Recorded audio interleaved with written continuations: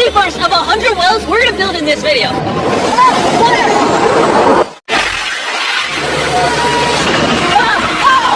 You just witnessed a small village in Kenya get access to unlimited clean drinking water in less than a second. Walk down 99 more wells in Africa to go. You're gonna love this video. Combined, these 100 wells are gonna give around 500,000 people fresh water to drink. And after building some more wells on this side of Kenya, we flew south to the school system of Nairiri. And let's just say, they were really happy to see us. How's it going? Not expecting this. Thank you for the welcome. Super excited to try to react. I appreciate it, everybody. This village threw a welcome ceremony upon our arrival, and no one got really into it. No one's the most awkward person I've ever met, and that's a lot coming from me. And after being shown around the school... How's it going? Oh, you having a good day? It's nice meeting you. One of the teachers showed me where the students currently get their water, which is from this river. That's extremely unsafe to drink. This is where your students used to get water from? Yes. This is crazy. Yeah. You know, students complaining of diarrhea, infections like typhoid, because this is the water we've been using. So we try to treat, but you see, look at it, you know. But at the end of the day, life has to move on. You have to get some water anyway. This situation is obviously extremely sad. These children's lives are being limited and sometimes cut short from being forced to drink unsafe water. But at least for this village, we're gonna put it into it right now. I don't think this John's gonna fit. Let's see if we can find some water.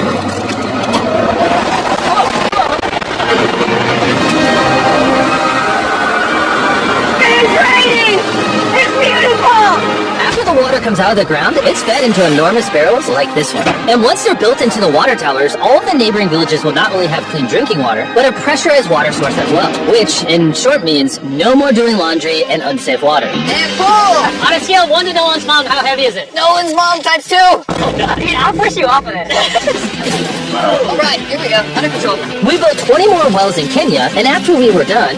There's another well. Don't worry, I have more water in my other shoe. And just so you know how we built these first 29 wells, we used this giant drill to dig hundreds of feet into the ground, past the polluted sources, and into an enormous aquifer of pure drinkable water. After that, we spent time installing pipes so that people all around Africa can access water from spigots like this one in Nairiri. Let's see how it tastes. Like water. It took me about a minute to fill this 5-gallon drum. How much water can this provide a day? 3,600 gallons a day. Not only will this well cover the 400 kids at this school, but literally the entire neighborhood and village around this school can use this well. No problem. This thing can basically pump non-stop for 30 years. You would think that having an effect of this magnitude would require the resources and funding of a large government, but that's not true. Solving this problem is possible, and something humanity should all be putting effort into fix. What's the secret of success? To be honest, just find something you love doing and do it for a long period, and eventually you'll succeed. So I'm gonna bring it super close. See us? Is that cool? If you look up, it's recording. Alright, well I'm gonna get close. Alright. Yeah, you can see yourself. We were also able to install a well for this village, and these 12 other villages. And while we were finishing these wells, we were also able to update one of their schools with brand new computers. How are they liking it? They really like them. Glad to see it turned out well. And we also updated the classrooms with new furniture, installed shelves and filled them with new books, donated a soccer ball for every student, and even put modern whiteboards and projectors in all the classrooms. Do you guys like the projector? We were using a dog and made a lot of that. But today everything is clean. We truly appreciate it. No problem. It's the least we can do. But then when we flew out to the side of the 45th well, we realized this community had it even harder. Every time they need to get water, they need to take a treacherous mile-long hike through the jungle. And that mile-long hike also happens to be on a giant mountain. I wake up very early, about 4 o'clock, so that I can fetch water from the school. We are not safe fetching water here. That place is very slippery. Chances of getting an injury is very high. So while we worked on their well, the community took me to see how they currently source their water. You guys would have to make this trip how many times a day? 2 times. 2 times a day. Oh wow. So a typical student would carry something like this? Yeah. Oh god. 200 students did this every day. How hard could it be? It could be very hard. Oh boy.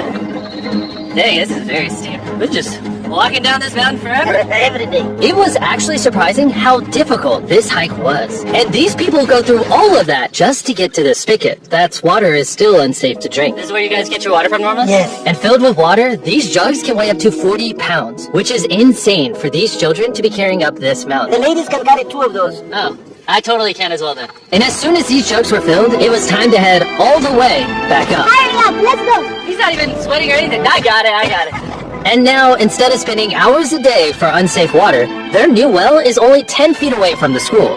So, they can just fill it up here now.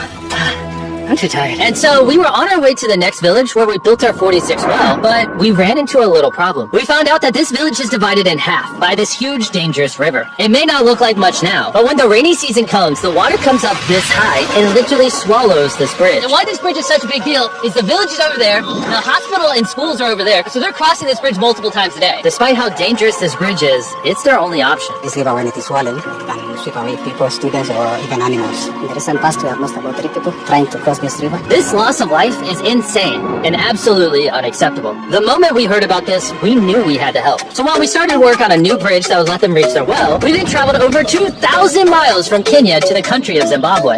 We've been in Africa for over a week, and we still have a lot more wells to do. You gotta smell. I know it's weird. I showed this morning. Wow. Yeah.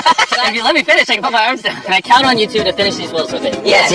First on the agenda was to check out a local hospital that was in dire need of clean water. Upon entering, we learned how big of an impact this clinic had on the village. How many kids do you guys give birth to a year here? 600 births a year? Wow. But unfortunately, the pregnant mothers at this clinic have to walk over a mile just to get water, and then carry these heavy buckets all the way back. However, the good news is we paid for the construction of a new modern well for them. All that needed to be done now was to turn it on. Alright, Nolan, are you ready? I'm ready. Over. Let me get a dramatic zoom in. Nolan, I pressed the button. Is it working? It's going! Do we want to go check it out? Yeah. Let's do it. I love how people are immediately just getting water right now. This is easily the coolest thing ever. Nolan here is a professional dancer. He will join. How do I always see him dancing? What is he doing? Oh gosh. I won't make you watch this anymore. Besides ensuring access to clean water, a lot of the students at this village lack transportation. So we decided to give all of them new bicycles. I know it looks like a lot of kids, but we bought a lot of bikes. Full disclosure, I don't know how to ride a bike. Jimmy only knows how to give away bikes. Never learned how to ride one. Let's break in all the new bicycles. 3, 2, 1, go! Oh, everyone's passing me. Be careful, I don't know how to ride a bike. I don't want to hit anyone. You want to ride it? Alright, go for it, little man. Okay. And after giving away the bikes, we continue building wells until we reach well number 69. This solar-powered well is specially designed to aid the farmers in this village by providing more than enough water for all of their crops and livestock, even during the dry season, without any electricity. Each panel is 200 watts. Then it's attached to a pump. The pump can pump 5,000 liters every hour. Basically, it's unlimited amount of water for this entire village. That's incredible. And after we left Zimbabwe, we wanted to continue to give water to communities all across Africa. So we built more wells in Uganda, Somalia, and Cameroon. If you want to see more of what we did in Cameroon, there's a whole video about that coming soon on the Philanthropy channel. Spending time in these villages really made me reflect on the importance of building wells, how it brings water to farms to feed the hungry, how it provides clean conditions for hospitals, and most importantly, how it helps the children of this next generation live long, healthy lives and build the future for all of these communities. We are with a new dawn of clean drinking water. Water is life. And with some help from the locals, we finally finished a new bridge that this community can use for the next 100 years. Lives have been saved. Families will come together. The worries will be gone. The 100 wells we built in this video will change a lot of lives, but not enough. Which is why before you go, I want to urge you all to go to beastphilanthropy.org/wells or click the link in the description and donate money if possible. We're literally not profiting a dime off this video. 100% of the money we raise is going to go towards building more wells like you saw in this video all around the globe. I know it's weird that a YouTuber has to do all this stuff, but someone's got to do it, and if no one else is, we're going to do it. As you can tell, it really does change the lives of the communities where we build them. And finally, well 100! Oh my god, I'm so sorry.